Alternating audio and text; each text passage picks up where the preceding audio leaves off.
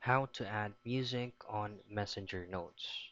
Now for you to be able to have this feature, all you have to do first and make sure that you're currently running the latest version of Messenger.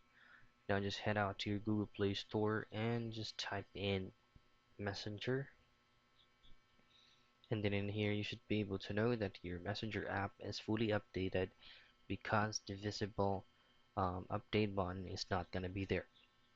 If it's visible, then just simply tap on that so that it will update by itself. Now just head out straight to our Messenger application and make sure that we are logged into our account. Now first, to be able to do this, just head over to your note and just choose on drop a thought.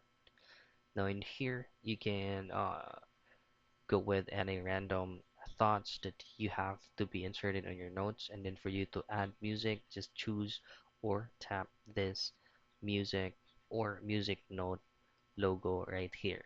Tap on that, and as you can see, there are short musics that you can choose, and you can also search for the music you want.